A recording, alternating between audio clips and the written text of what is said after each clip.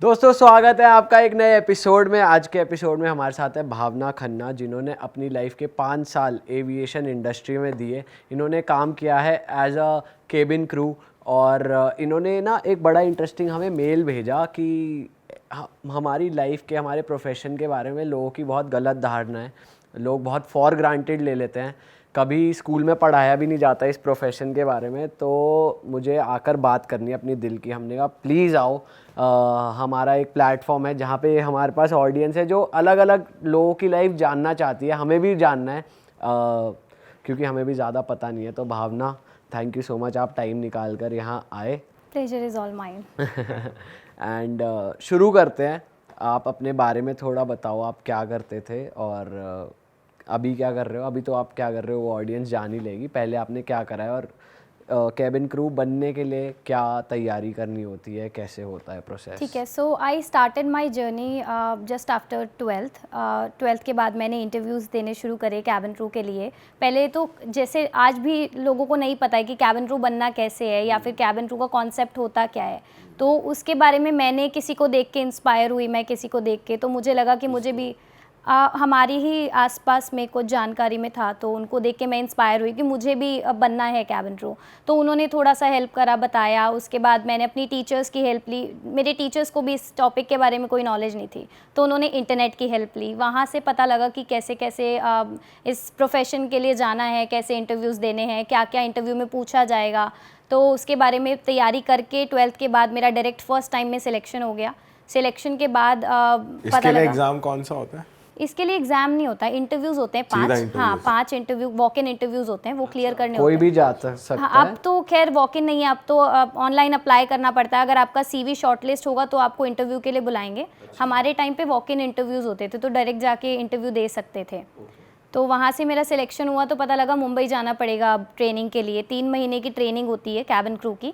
3 महीने के बाद आपको आपका फ्लाइंग सर्टिफिकेट मिलता है कि अब आप बेसिकली फ्लाई कर सकते हो अब से। लेकिन 3 महीने आपको ट्रेनिंग में 100 आउट ऑफ 90 लाना ज़रूरी है। अगर 89 भी आए तो आप फेल हो जाओगे। और फिर आपको वापस से इंटरव्यू देके वापस से आपको आना पड़ेगा फ्लाइंग में। कई एयरलाइंस ऐसे भी करती हैं कि अगर 89 आए या 80 आए, कितने भी आए, तो आपको वापस से दूसरा बैच देंगे। दूसरे बैच से आपको वापस से ट्रेनिंग करनी पड़ेगी और ट्रेनिंग के बाद आप फिर से बन सकते हो जब भी आपके 90 आ जाएँ। 3 चांसेस दे देती हैं।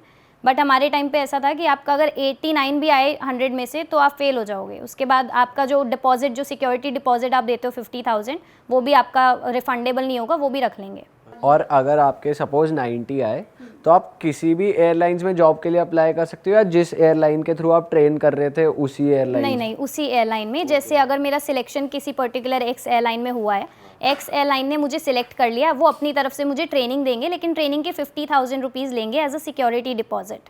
अब 50,000 लेने के बाद वो आपके 3 महीने में कई एग्ज़ाम लेंगे, मतलब 7 से 8 एग्ज़ाम होते हैं हर 6 दिन के पीरियड के बाद।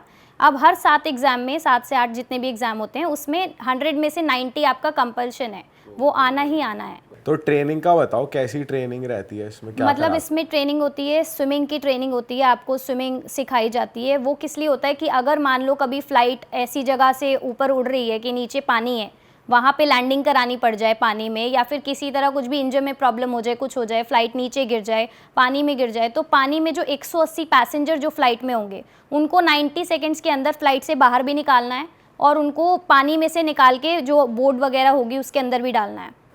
ये 90 सेकंड के अंदर करना होगा, क्योंकि 90 सेकंड में एयरक्राफ्ट जो है वो पूरा डूब जाएगा पानी में, फिर कोई नहीं बचेगा।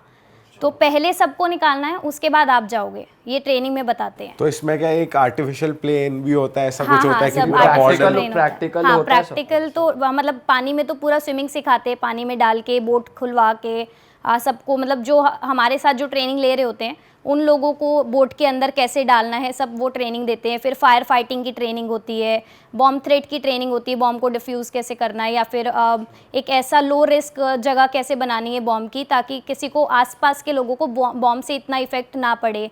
बॉम्ब को डिटेक्ट कैसे करते हैं वो सिखाया जाता है। सेफ्टी सिक्योरिटी बताते हैं, फायर एक्सटिंग्विशर्स कैसे यूज़ करते हैं। मेडिकल सिचुएशंस बताते हैं, किसी को हार्ट अटैक हो जाए, अस्थमा अटैक हो जाए, कार्डियक अरेस्ट हो जाए, ऐसी सिचुएशंस में कौन सी मेडिसिन देनी है, कौन कौन से ट्रीटमेंट्स देने हैं, मेडिकल किट कब खोलनी है, फर्स्ट एड किट कब खोलनी है, ये सब दिया जाता है ट्रेनिंग में। वाह, और हमें तो ये सब पता ही नहीं था यार। मतलब ये नहीं पता था कि प्रैक्टिकली करते हैं ये सब। ये 90% लोगों को नहीं पता है, और यही मतलब मेरा मोटिव ही ये है कि जो लोग नहीं जानते इस टॉपिक के बारे में, मैं उनको कुछ बताऊं कि ये टॉपिक है क्या। लोगों को आज भी ये लगता है कि कैबिन क्रू को वो जो ट्रेनिंग मिलती भी है या नहीं, ये तो मुझे नहीं पता लोगों को पता है या नहीं, पर उन्हें ये लगता है कि कैबिन क्रू को हायर ही सिर्फ इसलिए करते हैं ताकि फ़्लाइट पे खाना, कॉफ़ी, मैगी ये सब दे सकें। इसके अलावा कैबिन क्रू का और कोई काम नहीं होता है। और बहुत लोग ऐसे मैंने देखे भी, अपने एक्सपीरियंस से बता रही हूँ जो मैंने देखे हैं, मतलब लोगों को अगर 10 मिनट 5 मिनट पानी देने में देरी हो गई तो लोग यही बोलते हैं कि अरे एक ही तो काम है तुम्हारे से, वो भी ठीक से नहीं होता। लेकिन उनको नहीं पता कि एक ही काम नहीं है। अब जैसे अगर मैं कंपेयर करूँ, बहुत बड़ी चीज़ हो जाएगी कंपेयर करना उनसे, लेकिन जैसे आर्मी के सोल्जर्स हैं, वो भी जब बॉर्डर पे होते हैं तो वो विजिलेंट खड़े रहते हैं, इधर उधर देखते रहते हैं कि कुछ गड़बड़ ना हो जाए। कब रोज़ तो इमरजेंसी नहीं हो रही, बट अगर कभी हो जाए तो वो विजिलेंट हैं, इतने ट्रेंड हैं इतने कि वो संभाल लें उस चीज़ को। तो इसी तरह कैबिन क्रू को भी एक ही जॉब नहीं है, उसको विजिलेंट रहना पड़ता है, इधर उधर ध्यान रखना पड़ता है कि कभी अगर कुछ हो जाए, मान लीजिए इधर आपको पानी चाहिए, आपने पानी मांग लिया, बट लास्ट रो पे कोई पैसेंजर है, उसको हार्ट अटैक आ रहा है, वो किसी को बता भी नहीं पा रहा है, तो उस पर भी उसको ध्यान रखना है कि उसको अगर हार्ट अटैक आ रहा है तो पहले मुझे उसको ट्रीटमेंट देना है, पानी बाद में दिया जा सकता है। बट लोगों को ये बात नहीं पता है कि उनके और भी काम हैं जिन पे उनको ध्यान रखना है। उनको पहले पानी चाहिए कि पहले हाँ, हमारी पानी सेवा चाहिए। पूरी हो जाए, हार्ट अटैक वगैरह बाद में देखेंगे। बहुत छोटे छोटे से मतलब ऐसे कंप्लेंट्स होती हैं कि आपने मैगी में पानी ठीक से नहीं डाला, उपमा ठीक से बना के नहीं दिया, पानी तो आपसे टाइम से दिया नहीं जाता है। पर ये नहीं जानते कि ये जॉब है ही नहीं उनकी, ये तो सेकेंडरी चीज़ है जो वो करवा रहे हैं। जब फ़्लाइट अटेंडेंट का जब कॉन्सेप्ट आया था 1937 में, एक फ़्लाइट एक्सप्लोड हो गई थी, तब तक कैबिन क्रू नहीं थी। जब फ़्लाइट एक्सप्लोड हुई तब पता लगा कि ये ज़रूरी है, अगर 35,000 फीट पे कोई जा रहा है ट्रस्ट करके तुम्हारी फ़्लाइट में, तो वहाँ पे कुछ तो ऐसा होना चाहिए कि किसी को, डॉक्टर्स हर फ्लाइट पे नहीं हो सकते, सेफ्टी के लिए हर कोई नहीं हो सकता फ़्लाइट पे, कि बॉम्ब थ्रेट के डिपार्टमेंट भी आ जाए फ़्लाइट पे और फायर डिपार्टमेंट भी आ जाए फ़्लाइट पे, तो कोई एक ऐसा बंदा जिसको हम सारी ट्रेनिंग दे दें और उसको फ़्लाइट पे दे दें, और प्लस ये सेकेंडरी वर्क भी होता रहे कि ठीक है सर्विस भी टाइम पे होती रहे और काम भी हो जाए। इसलिए कैबिन क्रू का कॉन्सेप्ट इंट्रोड्यूस हुआ था, लेकिन स्कूल्स ने भी कोई नॉलेज नहीं दी है इस बारे में बच्चों को कि कैबिन क्रू होता क्या है। स्कूल्स में इसकी पढ़ाई नहीं कराई जाती। उससे पहले मैं ये पूछना चाह रहा हूँ, वैसे एवरेज सैलरी कितनी होती है एक कैबिन क्रू की? स्टार्टिंग जब मैंने ज्वाइन किया था तब 60,000 मेरी स्टार्टिंग सैलरी थी जेट एयरवेज की। उस टाइम पे जेट एयरवेज बहुत अच्छी ब्रांड भी थी, बट अभी जैसे जेट एयरवेज तो नहीं है अभी मार्केट में, बट अभी अगर स्टार्टिंग सैलरी देखो तो 35 to 40,000 है। प्लस सैलरी जो है वो आपके फ्लाइंग आवर्स पे डिपेंड करता है, आप कितने फ्लाइंग आवर्स करोगे उतनी आपको सैलरी मिलेगी। तो कई एयरलाइंस है जो 200-300 पर आवर देती है, कई एयरलाइंस है 600 पर आवर भी देती है, तो वो डिपेंड करता है। इंटरनेशनल एयरलाइंस इंडियन एयरलाइंस से ज़्यादा पे करती हैं।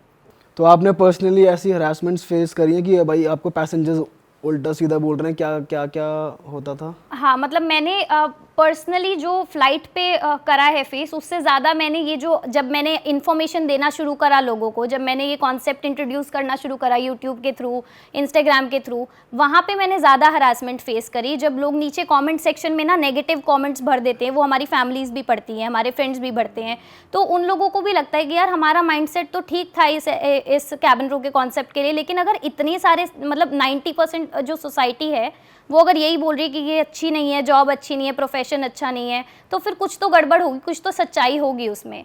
जब मैंने कैबिन क्रू के लिए डिसाइड किया था कि मुझे करना है, तो मेरे पर्सनल रिलेटिव्स हैं कुछ, उन लोगों ने भी मेरे पेरेंट्स को, बिकॉज मेरे पेरेंट्स को तो नॉलेज नहीं थी इस कॉन्सेप्ट की, तो उन तक ने ये बोला था कि नहीं अच्छी जॉब नहीं है, पायलट्स के साथ बहुत प्राइवेट टाइम स्पेंड करना पड़ता है, जॉब ही गंदी है, अच्छी जॉब नहीं, फील्ड बहुत बेकार है, स्टीरियोटाइपिंग है कि बहुत ज़्यादा पायलट्स और कैबिन क्रू के हाँ। बीच होता है कुछ, पर ऐसा नहीं होता। पर ऐसा कुछ नहीं होता। That is personal choice, right? हाँ, वो that personal is your choice ही है पर्सनल obviously, चॉइस। हाँ।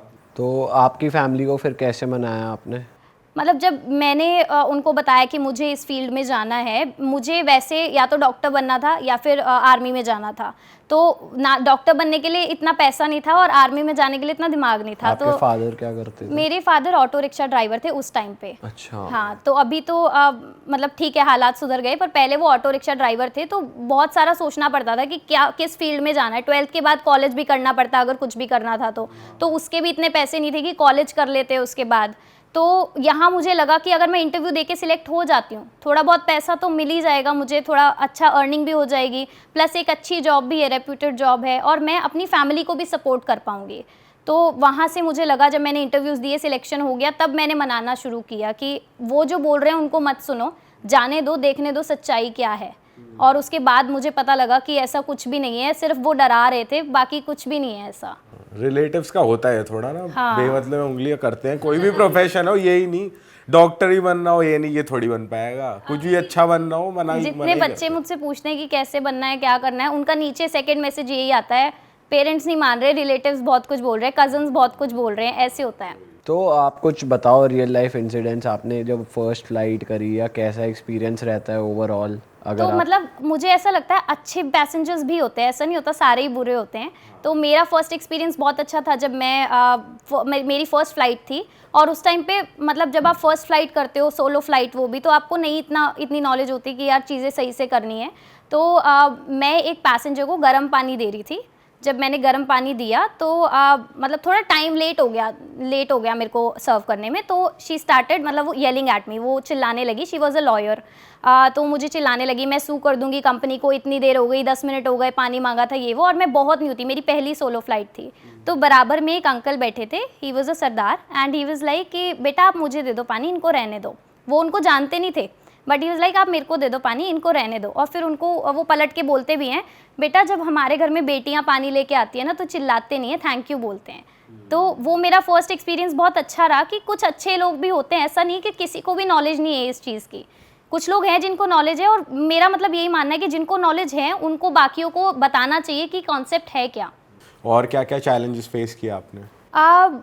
ये तो होता ही रहता है कि पानी नहीं दिया, ये नहीं दिया। इसके अलावा जो जैसे कमेंट्स आते हैं ना, गंदे गंदे नेगेटिव कमेंट्स, मतलब मोस्टली क्या बात आती है जब, मतलब सबको लगता है कि सिर्फ सर्विस है, सिर्फ खाना देना है। कई लोग ऐसे भी बोलते हैं cabin crew high level waitress है, हाँ, हाईली पेड वेटरेस है, बस जो प्लेन की वेटरेस है बेसिकली, ऐसा बोलते हैं। थोड़ा पैसा ज्यादा मिलता है वेटरेस ही एक तरह से। तो ये एक बहुत बड़ा लोगों के दिमाग में ये चीज़ है कि वो वेटरेस ही है, इससे ज़्यादा कुछ नहीं है। वो पानी देती है, चाय देती है, कॉफ़ी देती है, और कुछ नहीं करती। ये भी होता है, कई लोग बोलते हैं, देख के बोलते हैं, अरे जा पानी लेके आ। मेरे अपने फ्रेंड्स मजाक मजाक में बोलते थे, जा पानी लेके आ, तू तो वेटरेस है या तू तो कैबिन क्रू है। वो मजाक होता है, बट वो मजाक नहीं होता, वो एक बहुत डिमीनिंग मजाक होता है। सो इट्स लाइक जब आप यूनिफॉर्म पहनते हो ना, जब आप एक कैबिन क्रू बनते हो, आपको पता होता है 100 में से 90 मार्क्स ला के आप एक कैबिन क्रू बने हो, आपने इतनी मेहनत करी है। जब मैं मुंबई गई थी तो यहाँ से हम सिर्फ 50,000 लेके गए थे वहाँ पे, और मुंबई का रेंट उस टाइम पे 9,000 था। जब मैंने और छोटा सा अपार्टमेंट था, पीजी था वो एक, 9,000 में। तो वहाँ पे मेरा सिर्फ 3 मंथ्स का था, और हमारी ट्रेनिंग जो है, बिकॉज इंटरनेशनल जाने लगी थी उस टाइम पे, तो एक्सटेंड हो गई 15 डेज़ के लिए। अब वो 15 डेज़ के लिए मेरे पास रेंट नहीं था, पैसे ही नहीं थे मेरे पास। अब वहाँ पे मैंने क्या किया है, मैंने जो स्टॉक्स में भी ये बात बोली है, 15 डेज़ मैं पनवेल में, मेरा कोई जानने वाले थे हमारे घर के पास। कई बार ना ऐसे होते हैं, बड़े लोगों को आप जानते हो ना, वो हेल्प नहीं करते, छोटे लोग हेल्प कर देते हैं। तो मेरे नोन में कोई थे जिनके रिलेटिव्स पनवेल में रहते थे। मुंबई से कुछ 3 से 3.5 घंटे का डिस्टेंस है पनवेल का। तो मैं वहाँ पे जाके, बट उनके पास घर नहीं था, वो झुग्गी में रहते थे, जो झुग्गियाँ होती है ना। तो मैं वहाँ पे जाके मैंने उनसे रिक्वेस्ट करी कि 15 दिन के लिए मुझे अपने साथ रहने दो, अपने इधर जो भी आपके पास। तो उन्होंने बताया कि मतलब यहाँ रहने के लिए कुछ है नहीं, बेड वेड कुछ भी नहीं है। तो मैंने कहा सब हो जाएगा, मुझे 15 दिन किसी भी तरह की ट्रेनिंग कंप्लीट करनी है, बहुत मेहनत लगी है और मेरे पैसे भी अटके हुए हैं, मैं वापस तो अब नहीं जा सकती इतना करने के बाद। तो मैं वहाँ पे रही, मतलब 15 दिन में ऐसे करती थी, सुबह 4 बजे उठ के मैं आती थी मुंबई तक, अपनी ट्रेनिंग करती थी, फिर रात को 10 बजे तक मैं वापस पहुंचती थी ट्रेनिंग करने के बाद पनवेल। और वही मतलब उसी झुग्गी में रहना, उसी झुग्गी में खाना। 15 दिन मैंने ऐसे ही निकाले हैं जैसे तैसे। उसके बाद मैं एक कैबिन क्रू बनी हूँ। तो मुझे तो ऐसा लगता है कि इतना स्ट्रगल करने के बाद अगर आप कुछ बने हो तो ये आप ये सुनने के लिए नहीं बने। नहीं यार, आप बहुत हार्ड वर्किंग हो और आप बहुत डिटर्मिन्ड हो, मतलब ये बहुत बड़ी बात है, आपने ऐसे अपना टाइम गुजारा और then you have made it, तो that's a good job. Thank you. और चलो अब थोड़े फन पार्ट की बात करते हैं। ट्रैवल बहुत करने को मिलता है, तो एक दिन में कितनी सिटीज़ आपने मैक्सिमम घूमी है? एक दिन में हम 4 सिटीज़ जाते हैं, लेकिन मतलब ऐसे होता है, अगर आपको फ़्लाइट मिली है तो सुबह आप निकलोगे, मान लो दिल्ली से कोलकाता, कोलकाता से बैंगलोर, बैंगलोर से वापस कोलकाता, कोलकाता से दिल्ली, 2 सिटीज़ हो गई। कभी कभी ऐसे पैटर्न भी मिलते हैं, दिल्ली से पुणे, पुणे से बॉम्बे, बॉम्बे से कोलकाता, कोलकाता से मुंबई, ऐसे पैटर्न्स भी जहाँ मिलते से हैं। आप चलते हो वहीं पे वापस आते हो, ऐसा शेड्यूल बनता है? हाँ हाँ, वो तो जैसे आपका रेगुलर फ्लाइंग हो गई कि आप नॉर्मल डे रिटर्न्स कर रहे हो, पर मंथली 3-4 लेओवर्स भी मिल जाते हैं। जैसे आज आप कोलकाता गए, आपको कोलकाता का 1 दिन का स्टे मिला, उसके बाद आप अगले दिन वापस आए। आप पुणे गए, पुणे का स्टे मिल गया। आप इंटरनेशनल गए, दुबई गए, तो दोहा stay गए। जो है वो फ्लाइट वाली करा। हाँ, सब एयरलाइंस के ऊपर होता है, स्टे, खाना, आना जाना सब उनका। इसके साइड इफेक्ट्स क्या है इतना फ्लाइंग करने के? इस कुछ होता है क्या, मतलब हाँ, होता तो बॉडी है। क्या फेस करती है, कुछ बताओ ना। तो मतलब जेट लैग्स होता है, अगर आप इंटरनेशनल करोगे तो जेट लैग होगा ही। प्लस आप इतना एक्सेसिव फ्लाइंग करते हो ना, कई बार ऐसा बोलते हैं, साइंटिफिक रीज़न भी है, साइंटिस्ट भी मानते हैं इस चीज़ को कि अगर आप ज़्यादा फ्लाई करते हो तो आपका मेमोरी थोड़ा सा वीक हो जाता है। अच्छा। याद करने में चीज़ें बहुत दिक्कत होने लगती है। और वैसे भी बॉडी को जैसे स्लीप साइकिल पूरा डिस्टर्ब हो जाता है अगर आप डेली फ्लाइट्स करे ही जा रहे हो। जैसे कई बार होता है, कोविड के टाइम पे बहुत ज़्यादा फ्लाइट्स मिलने लगी थी कैबिन क्रू, क्योंकि मेडिसिन भी लानी थी। कोविड पैसेंजर जो वहाँ पे अटके हुए थे इंटरनेशनली, उनको भी लेके आना था। तो वो टाइम जो था वो हार्डेस्ट टाइम था मुझे लगता है एविएशन के लिए। कई लोग ले ऑफ हो रहे थे, जो नहीं ले ऑफ हुए उनको वैसे इतनी दिक्कतें आने लगी थी, क्योंकि वैसे भी सबका बॉडी थोड़ी सी वीक थी उस टाइम पे। और अब इतना फ्लाइंग करना, मतलब सुबह आप 4 बजे निकल रहे हो, रात को 2 बजे भी कॉल कर देते। जैसे कई बार स्टैंड बाय पे हो अगर आप, तो आप सो रहे हो आराम से स्टैंड बाय पे, 3 बजे का आपका 4 बजे का स्टैंड बाय है सुबह, तो आपको सोते सोते कॉल आ जाएगा कि अरे नीचे आ जाओ, कैब आने वाली है आपकी, आप रेडी हो जाओ, फ्लाइट है 1 घंटे में। तो वो आपको एकदम से जो अपने माइंड को मनाना पड़ेगा ना कि हाँ अब आपको तैयार होना है, फटाफट से जाना है, वो भी बहुत मुश्किल होता है प्रोसेस करना कि यार 1 घंटे में फ्लाइट है, फटाफट से सब चीज़ें याद रखनी है। तो ये इस प्रोफेशन का ड्रॉबैक है? ये ड्रॉबैक है, कह सकते हैं। मैं कह रहा हूँ कि जैसे आपको सैलरी तो मिलती है मंथली, एक आपने बोला कि अगर आप आर्ली बेसिस पे ज़्यादा फ्लाई करो तो कुछ एयरलाइंस ज़्यादा देती हैं। हाँ। इसके अलावा कुछ ऐसा होता है, कुछ प्रमोशंस होते हैं या फिर आगे बढ़ जाते हैं, मतलब जो लोग इस प्रोफेशन में घुसना चाहते हैं उनके लिए मैं जानना चाहता हूँ। हाँ, नहीं, होता है इसमें। आपको आर्ली बेसिस सैलरी मिलती है, तो वो आपके ऊपर है, आप कितना भी अर्न कर सकते हो। प्लस आपके प्रमोशंस भी होते हैं, हर 2 साल में 3 साल में आपके प्रमोशन होते हैं, रिकॉर्ड के भी ऊपर रहता है। अगर आपका रिकॉर्ड अच्छा है, आपने ज़्यादा सिक लीव्स नहीं ली है। Alright. इसके अलावा आपको लेओवर अलाउंस मिलते हैं। अगर आप इंटरनेशनल जा रहे हो तो आपको अच्छा खासा 4-5 हज़ार का लेओवर अलाउंस मिल जाता है। अगर इंडिया में जा रहे हो तो आपको 700 से 1000 के बीच में मतलब मिलता है। मतलब आपको रहना खाना तो कंपनी दे रही है, प्लस आपको और पैसे भी दे रही है। तो दिस इज प्रमोशन, ये प्रमोशन है कि एक्स्ट्रा पैसा मिल रहा है। हाँ, और हाँ। प्लस तुम डोमेस्टिक से इंटरनेशनल चले गए। हाँ, और सबसे मेन जो बेनिफिट है वो है फ्लाइट टिकट्स। फ्री ट्रैवलिंग है आपके लिए तो, और आपके फैमिली मेंबर्स के लिए भी। अच्छा, आपका हुआ था इंटरनेशनल में कि आप भी फ्लाई कर रहे हो? हाँ, मतलब जो मेरी एयरलाइंस थी जिसमें मैंने काम किया है वो इंटरनेशनली भी जाती थी और इंडिया में भी जाती थी। तो उसमें कुछ अलग पर्क्स हैं इंटरनेशनल? हाँ, मतलब अगर आप इंटरनेशनली जा रहे हो तो आपको लेओवर अलाउंस ज़्यादा मिलता है, आपके आवर्स बढ़ जाते हैं, 18-18, 16-16 घंटे की फ़्लाइट्स होती हैं, आवर्स बढ़ जाते हैं, पैसे बढ़ जाते हैं, ये होता है। तो आप कंट्रीज घूम सकते हो या फिर आपको वीज़ा चाहिए? घूम सकते हैं, जीडी पे जाते हैं बेसिकली कैबिन क्रू, तो वीज़ा की ज़रूरत नहीं पड़ती। आप बस जाओगे, वहाँ पे स्टैंप लगेगा आपकी वीज़ा आपके पासपोर्ट पे, और आप जा सकते हो। 1 दिन का आपको लेओवर मिलता है, 2 दिन का मिलता है, आप जाके घूम के वापस आ सकते हो। This is the good part. ये बेस्ट पार्ट है। This is the best part. And आप यकीन नहीं करोगे, आपके जो फैमिली मेंबर्स हैं, कई एयरलाइंस 5-5 फैमिली मेंबर्स को भी करती हैं अलाउ कि आप स्टाफ टिकट दे सकते हो, और उन स्टाफ टिकट पे आपको अगर जाना है तो सिर्फ आपको टैक्स पे करना है। मतलब अगर आप दुबई तक का भी देखो तो आपको सिर्फ 1200 से 1300 रुपये की टिकट पड़ेगी फैमिली मेंबर्स के लिए। पूरी फैमिली आपकी जा सकती है 1200 रुपये पर पर्सन या 1300 रुपये पर पर्सन में दुबई या कहीं भी घूमने। कभी आपके साथ कुछ इमरजेंसी वाला इंसिडेंट हुआ है कि आपको जो एक्चुअल स्किल्स आपने सीखी हैं कभी यूज में आई हो? हाँ, आई हैं, बहुत बार आई हैं, और गलतियां भी हुई है कई बार जिसके पीछे डांट भी कोई पड़ी है। बताओ बढ़िया किस्सा। जैसे एक बार हुआ था, एक पैसेंजर था जिसको कुछ तो प्रॉब्लम हो रही थी हार्ट में, बट मैं नई थी उस टाइम पे, मतलब नई भी नहीं, 3-4 महीने हो गए थे मुझे। तो अब उनको हार्ट में दिक्कत हो रही थी, बट ही वाज लाइक कि मुझे ना एसिडिटी हो रही है। ये बहुत कॉमन चीज़ है, होता है लोगों को, जब हार्ट प्रॉब्लम होती है तो लोगों को लगता है एसिडिटी हो रही है। तो ये वाइटल्स वगैरह चेक करने पड़ते हैं हमें। तो मुझे ऐसा लगा कि अगर वो खुद ही बता रहा है कि मुझे एसिडिटी हो रही है तो मैं जाके पहले उसको एसिडिटी की मेडिसिन दे दूँ। तो मैंने डाइजीन और ये सब दे दिया उसको, बट एक्चुअल में उसको हार्ट प्रॉब्लम हो रही थी। तो एक फ़्लाइट पे ना 4 कैबिन क्रू होती हैं, 4 में से एक सीनियर होती है और बाकी 3 जो जिनको थोड़ा नॉर्मल एक्सपीरियंस होता है वो होती हैं।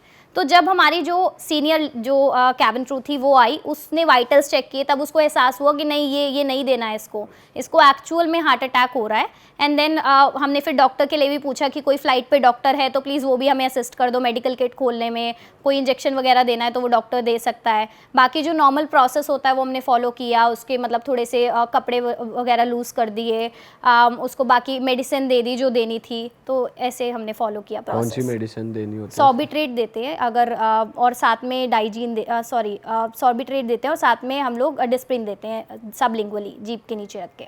और आपके 5-6 साल की जॉब में आपने कभी इमरजेंसी लैंडिंग हुई है कभी? हाँ हुई है। कहाँ पे हुई थी? ये हुई थी कोलकाता।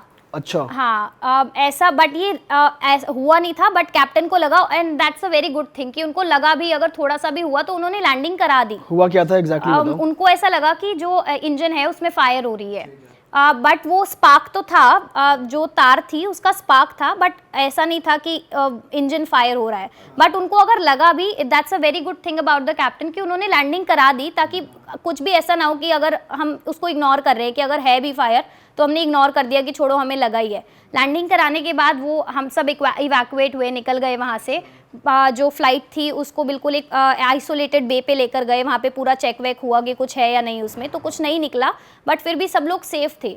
और इस केस में जैसे फ्लाइट डिले हो गई, लोगों को जहाँ पहुँचना था नहीं पहुँच पा रहे, तो कैसे कॉम्पेंसेट होता है, कुछ होता है? कॉम्पेंसेट तो नहीं, बट जो जैसे आपके रिफ्रेशमेंट्स आपको मिल जाते हैं, जैसे आप डिले हो गई फ्लाइट, नेक्स्ट फ्लाइट में भेज ही देते हैं, बट जो जैसे रिफ्रेशमेंट वगैरह हो गई वो दे दिया जो लेट हो गए। बाकी कुछ पैसेंजर्स चिल्लाते भी हैं कैबिन क्रू पे कि जैसे उनकी वजह से लेट हो गए हो। अच्छा वैसे चिल्ला रहे हैं? हाँ। मैं तो वैसे कह रहा हूँ अगर कैप्टन ने अनाउंसमेंट तो करते होंगे वो, हाँ। इमरजेंसी लैंडिंग हो रही हो तो भाई कितना पैनिक हो जाएगा। नहीं नहीं ये नहीं अनाउंस करा, नहीं, ये तो फिर सब लोग ही पैनिक हो जाएंगे ना, सब लोगों को डर लग जाएगा, तो बस कैबिन क्रू को बताते हैं। अच्छा। इंटरफोन पे बता देते हैं कि ऐसे ऐसे कुछ लग रहा है एंड वी आर लैंडिंग। आप लोगों को पता हो? हाँ हमें पता रहता है। All right. मतलब अगर कोई बहुत ही मेजर सिचुएशन है तो उसमें तो अनाउंस करना ही पड़ेगा, फिर ब्रेस के जो कमांड्स होते हैं वो देने पड़ते हैं कि हम लोग लैंडिंग कर रहे हैं, ब्रेस पोजीशन में आ जाओ, वो सब बताना पड़ता है कैबिन पैसेंजर्स को कि अब हम लैंडिंग कर रहे हैं, आपको निकल के क्या करना है, निकलते हुए कैसे आना है, एक एक करके आना है लाइन में। तो वो पूरे कमांड्स वो सब ट्रेनिंग में सिखाए जाते हैं कि कैसे कैसे कमांड्स होते हैं। और क्या और ट्रेनिंग का कुछ इंटरेस्टिंग जो आपको लगा हो कि ये बहुत इंटरेस्टिंग चीज़ नई सीखी, मुझे भी नहीं पता थी पहले? मैंने स्विमिंग भी नहीं सीखी है, मुझे नहीं आता था। फिर स्लाइड, जैसे एयरक्राफ्ट से जब स्लाइड खुलती है तो उसको कैसे खोलना है, खोलने के बाद कैसे स्लाइड करके सबको निकालना है। और अगर कोई मान लो ऐसा पैसेंजर है जो देख नहीं सकता, सुन नहीं सकता, कोई ऐसा पैसेंजर है जो चल फिर नहीं सकता, उसको लेके खुद गोदी में लेके निकलना है।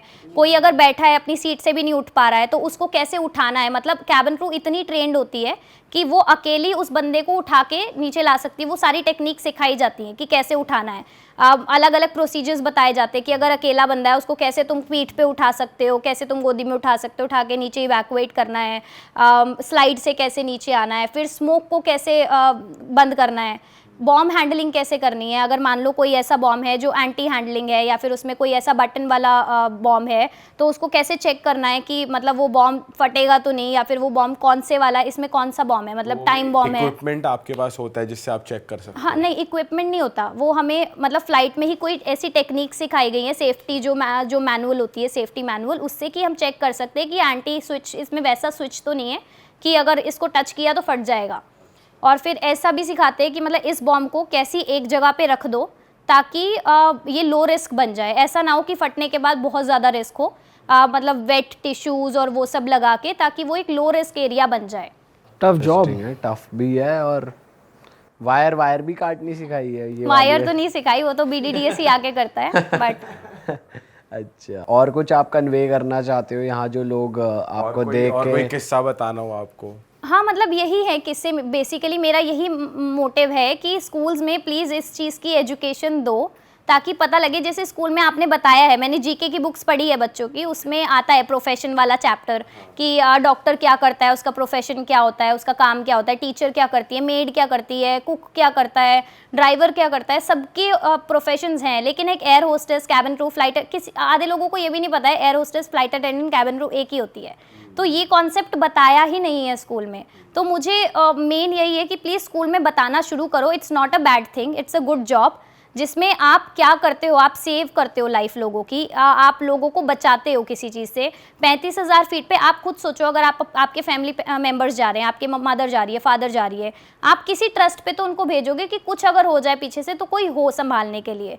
तो यही है कि मतलब इस जॉब के बारे में आगे पढ़ाया जाए स्कूल्स में, उनको पता लगे कि अच्छा ये जॉब ये होती है, ये सर्विस की जॉब नहीं होती, सिर्फ इसमें चाय कॉफ़ी ये सब नहीं देना है, इसमें बहुत कुछ सिखाया जाता है, ताकि जिस ट्रस्ट पे हम उस फ्लाइट पे लोगों को भेज रहे हैं, 180 पैसेंजर एक फ़्लाइट पे होते हैं, इवन कैप्टन भी होता है, तो उनकी सबकी जिम्मेदारी अगर 4 लड़कियां ले रही है तो उनमें कुछ तो होगा, कुछ तो सिखाया होगा उनको। सिर्फ चाय कॉफ़ी देने वाला तो इतनी जिम्मेदारी लेके नहीं जा सकता। सही बात है यार, बिल्कुल सही बात अच्छा, है। कोई कभी कैप्टन रूड मिला है कि कुछ ज्यादा ही चला रहा हो? हाँ, वो तो रोज का काम है, ऐसा कुछ है नहीं। ज्यादातर मतलब रूड ही निकलते हैं या मतलब क्योंकि वो होते तो एक्सपीरियंस नहीं है अपनी चलाने वाले एंड देन पता नहीं कहना चाहिए या नहीं, बट कई कैप्टन ऐसे भी होते हैं कि इतनी नॉलेज होने के बाद भी, इतना एविएशन के बारे में पता होने के बाद भी they treat cabin crew like कि ये वही है, चाय देंगी मुझे, कॉफ़ी अच्छा, देंगी वो मुझे। भी हाँ ऐसे ही treat हाँ, करती है, तो तो मतलब गलत। इतनी नॉलेज होने के बाद भी कैप्टन्स भी कुछ ऐसे हैं जो ऐसा करते हैं, चाय दे दो बार बार, कॉफ़ी दे दो बार बार, ये जाने बिना कि आगे 180 पैसेंजर है, उन्हें पहले उनका करने दो, उसके बाद फ्री होंगी तो कर देंगी आपकी भी सर्विस। तो ये रहता है। एंड ऐसा नहीं है कि ये बिल्कुल ही गलत है टॉपिक। कैप्टन्स और कैबिन क्रू का ये पूरा पर्सनल चॉइस है कि उनको क्या करना है, क्या नहीं करना है साथ में। बट बहुत लोग ऐसा भी बोलते हैं कि इस जॉब में आने के लिए आपको कैप्टन्स को प्राइवेट टाइम देना पड़ेगा, कैप्टन्स आपका प्रमोशन करा सकते हैं। ये बहुत गलत कॉन्सेप्ट है जो लोगों के मन में आया हुआ है कि ये जैसे डॉक्टर्स और नर्स को लोग जोड़ देते हैं एक साथ, ऐसे ही कैप्टन्स और फ्लाइट अटेंडेंट को एक साथ जोड़ दिया बस। वैसे कभी फेस किया आपने ऐसा कुछ? हाँ, कभी किसी ने मतलब बोल दिया हो कुछ? देखो, हम किसी भी फील्ड में जाएं, हम कॉर्पोरेट में जाएं, टीचिंग में जाएं, किसी भी फील्ड में जाएं, ऐसा नहीं होता कि आप वो मोलेस्टेशन फेस ना करो। आपके ऊपर है कि आप कैसे उसको रिएक्ट करते हो या आपको कैसे उनको आंसर देना है। तो ये हर फील्ड में है। आप अब अगर वही है कि गुड़ पे मक्खी चिपकेगी जाके, तो अगर किसी ने देखा है, कोई अगर फ्लर्ट कर रहा है या कुछ बोल रहा है ऐसी आपको स्टेटमेंट, आपको पता है कि आपको उनको कैसे लाइन ड्रॉ करनी है वहाँ पे। तो ऐसे देखे हैं, कई कैप्टन्स ऐसे होते हैं, कई कैबिन क्रू भी ऐसी होती हैं जो मतलब प्रमोशन के लिए और प्रमोशन के लिए या फिर जाके कुछ भी, मतलब बहुत सारी चीजें होती हैं। मतलब ये भी पर्सनल चॉइस ही है, Personal मतलब choice है। It has nothing to do with the profession. हाँ, एग्जैक्ट। वही है, पर क्वेश्चन पूरे प्रोफेशन को पे आ जाता है कि ये चीज़ गलत है, यहाँ मत जाओ, गलत नज़र से देखते हैं, ऑल ऑफ दैट। वो फील्ड ही पूरी एक गंदी बन जाती है। उस वजह से सब लोग ऐसे सोचने लगते हैं कि नहीं यार, ये सारी गंदी फील्ड है। जैसे स्मोकिंग और ड्रिंकिंग का भी इसमें बहुत होता है। लोग बोलते हैं कि अगर इस फील्ड में जाना है, स्मोकिंग और ड्रिंकिंग तो करनी पड़ेगी, सब करते हैं, करना ही पड़ता है, ये तो इम्पॉर्टेंट है। तो मतलब मुझे पता है कि काफ़ी पार्ट ऑफ कैबिन क्रू करते हैं ये चीज़ें, लेकिन ये कंपल्शन नहीं है। तो जब मैं गई थी, मुझे ये चीज़ और मैं बहुत इस चीज़ में बहुत मैंने दिमाग से काम लिया था। मैं जाके जब मैं ट्रेनिंग में, मेरा फर्स्ट डे था, पहले मैंने अपने सारे डाउट ही क्लियर करे थे कि मुझे पहले ये बातें बताओ, ये तो नहीं होगा, ये तो नहीं होगा। ऐसा क्यों कहते हैं कि पीनी पड़ेगी और यार स्मोक करना पड़ेगा? क्योंकि बहुत सारे कैबिन क्रू ऐसी हैं जो ड्रिंकिंग और स्मोकिंग करती हैं, पर्सनल चॉइस। ये वाला लोगों का वो है। ये कौन, जैसे अब अगर आप एक्टिंग फील्ड में भी जाओ तो लोग बोलते हैं कि इस फील्ड में ये करना पड़ेगा, वो करना पड़ेगा। ऐसा कुछ होता नहीं है। ये भी पर्सनल चॉइस ही है, इंसान ही करेगा तो करेगा ही, नहीं करनी नहीं करेगा। तो मैं जब ट्रेनिंग में गई थी, मैंने अपने ट्रेनिंग इंस्ट्रक्टर से फर्स्ट डे पे यही चीज़ें पूछी थी। पहले मुझे बताओ, ड्रिंकिंग स्मोकिंग तो नहीं करनी पड़ती, पहले मुझे बताओ, ऐसे तो नहीं होता कि पायलट्स के साथ ऐसा कुछ करना पड़ता है। वो सब डाउट्स जब मेरे क्लियर हो गए फर्स्ट डे पे, तब मुझे लगा यार ऐसा कुछ है ही नहीं जितना बना रखा है इसको कि ऐसे ऐसे होता है। ये तो कुछ भी नहीं है। कुछ लोग तो ये भी मानते हैं कि जैसे पायलट्स हैं, उनको भी बोलते हैं कि यार ये तो क्या ड्राइवर ही तो है, हाँ, बस जहाज चला रहा है। बोलते हैं। तो कहने वाले तो बहुत चीज़ें कह देते हैं, तो वो तो गलत ही है ना। मतलब इंडिया में बहुत कम प्रोफेशन ऐसे हैं जिनकी रिस्पेक्ट है। बहुत सारे प्रोफेशन, डॉक्टर को कहते हैं ये तो लूटते हैं, एक्टर को कहते हैं इनका तो यही काम है, एक्टर को कह दे तो लुच्चे हैं ये। हाँ, एक्टिंग को लुच्चा माना जाता है। लॉयर को कुछ कह देते हैं कि ये तो पैसे लूटते लॉयर को हैं। तो ये भी कहते हैं कि बस बगल वाले घर में पड़ोसी वड़ोसी लॉयर ना निकल जाए। सही बात है, उनसे डरते हैं। डरते हैं। भाई किसी प्रोफेशन को देखा जाए रिस्पेक्ट मिलती नहीं है इंडिया में, पुलिस को भी नहीं मिलती, किसी को नहीं मिलती यार रिस्पेक्ट। लेकिन ओपनली आके ऐसे केबिन क्रू के लिए बोला नहीं किसी ने आज तक, मैंने कभी सुना नहीं। तो ये अच्छी बात है कि अच्छी आप बात है कि हमारे पॉडकास्ट के माध्यम से बाहर आए और लोगों को बता रहे हो कि क्या क्या फेस करते हो। क्योंकि एक्चुअली हमें भी पता नहीं था हाँ। ये चीज़। ये मुझे लगता है कैबिन क्रू की भी गलती है। जैसे मान लो कोई उन्हें कुछ कह रहा है तो वो या तो रिटेलिएट इसलिए नहीं करती कि हमें जॉब से ना निकाल दे, कुछ एयरलाइन सपोर्ट नहीं करती, तो जो सपोर्ट करती भी है उन्हें ऐसा लगता है कि यार इन्हें क्या ही बोलना है, बोलने दो। लेकिन अगर एक को चुप कराओगे तो शायद उसके थ्रू 10 को पता लगे कि एक्चुअल में ये बात ये है। अब जब मैं मुझे अभी भी मतलब ये चीज़ें याद आती है, कुछ लोग जैसे बनना चाहते हैं कैबिन क्रू, मैं कोचिंग देती हूँ इंस्टाग्राम पे, तो कुछ मुझे बताते हैं, हमारी ना एक फ्रेंड थी वो कह रही थी कैबिन क्रू तो उल्टियाँ साफ़ करनी पड़ती हैं।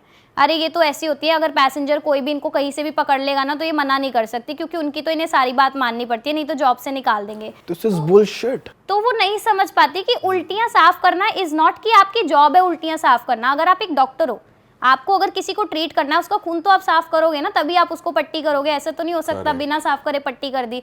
तो अगर किसी पैसेंजर को कुछ हो गया तो आप उसका ध्यान तो रखोगे ना। इट्स नॉट लाइक उल्टी साफ करनी है, आपको उल्टी का ट्रीटमेंट करना है। सही बात है यार, बहुत ज़्यादा नज़रिया हमारा तो खुद चेंज हो गया, और आई एम श्योर ऑडियंस को भी जब पता चलेगी तो चीज़ें पता चलने पे ही रियलाइज़ होती है। जब तक पता नहीं होती तब तक तो लोग फिर अपने हिसाब से ही जजमेंट्स बना और ये भी होना चाहिए कि स्कूल में बता रहे हैं और ज़्यादा इस प्रोफेशन के बारे में, ताकि और ज़्यादा लोगों को नॉलेज भाई चीज़ें बाहर आनी चाहिए यार, किसी भी तरीके से बाहर आनी चाहिए। ये अच्छा लग रहा है कि इस पॉडकास्ट के जरिए बाहर आ रही हैं और लोगों को मालूम पड़ेगा। And I am very thankful कि आप लोगों ने ये अपॉर्चुनिटी दी। मैंने और भी लोगों से कांटेक्ट करा है कि मुझे ये अपॉर्चुनिटी चाहिए बताने के लिए। स्कूल्स ने ऑब्वियसली मुझे हाँ बोल दिया एक एक सेशन के लिए कि आप दो और बताओ लोगों को, करियर गाइडेंस दो, बट मतलब यूट्यूबर ने मना करा, किसने मना करा पता ना नाम?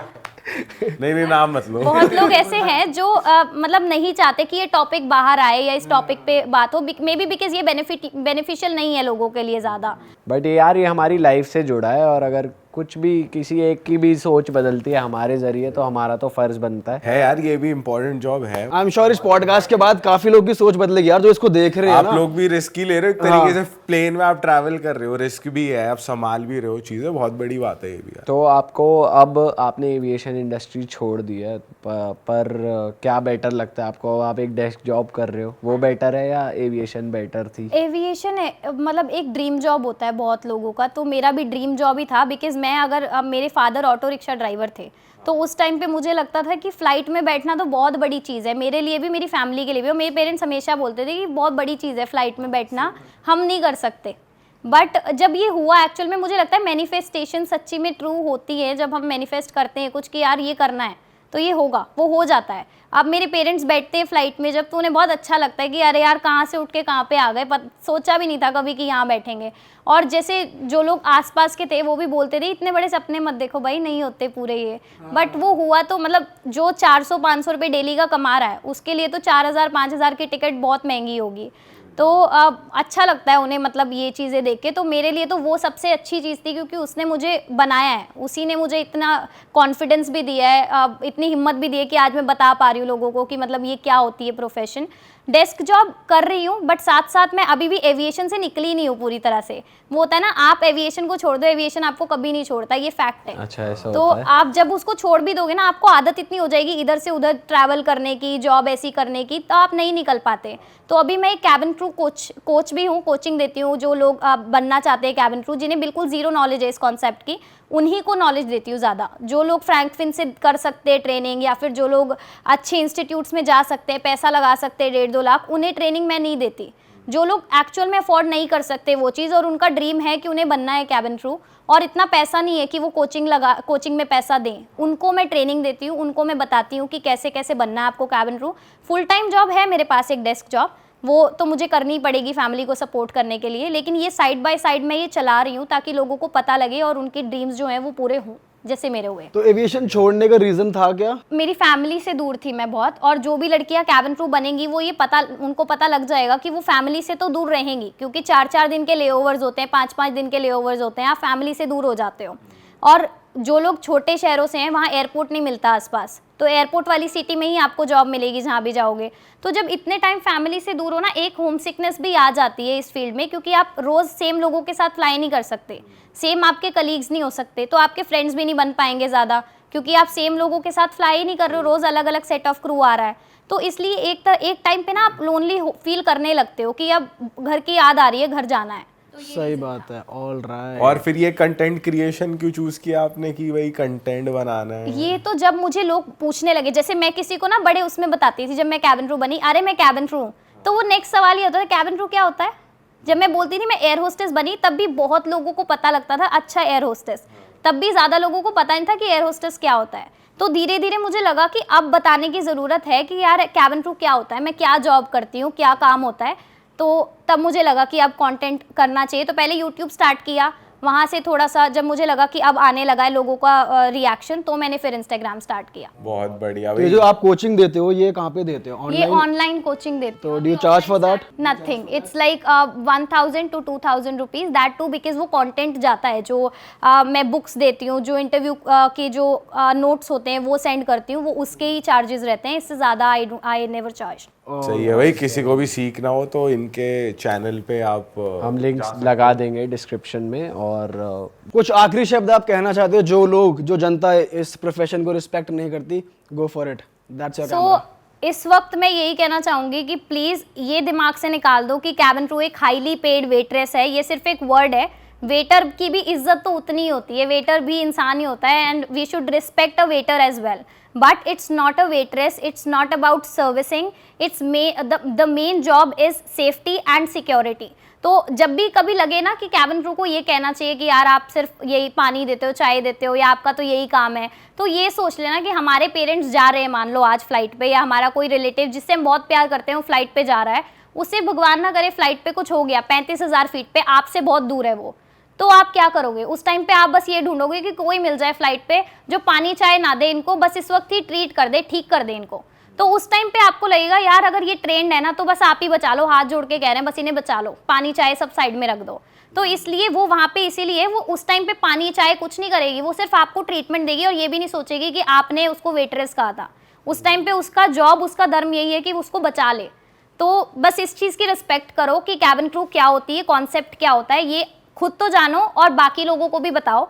अगर आप 3-4 लोगों को भी, अपने आसपास के लोगों को बता दोगे ना कि ये कॉन्सेप्ट क्या होता है, तो बहुत लोग बदल जाएंगे। और आने वाली जो कैबिन क्रू है, जो आने वाले एस्पायरिंग लोग हैं जो चाहते हैं कि वो कैबिन क्रू बने, उनको ये डर खत्म हो जाएगा कि यार लोग क्या कहेंगे, फैमिली क्या कहेगी, कैसे मनाएंगे फैमिली को। मैं भी अपनी जनता से ये बोलूँगा प्लीज़ इस पॉडकास्ट को ज़्यादा से ज़्यादा शेयर करें ताकि बहुत लोगों तक ये बात पहुँचे, इनका मैसेज पहुँचे और सबकी सोच बदले। और जिसको भी भावना से जुड़ना है, इनके सारे सोशल मीडिया हैंडल्स डिस्क्रिप्शन में है, चैनल का गोल बटन यहाँ स्क्रीन पे कहीं आ रहा होगा, आप जाओ, कोई भी आपको क्वेरी है, she is there to help. तो मिलेंगे एक और मज़ेदार पॉडकास्ट के साथ। सब्सक्राइब कर देना भैया, प्यार देते रहो, भावना जी को भी दो, हमें भी दो, और मिलते हैं अगले पॉडकास्ट में। Bye bye.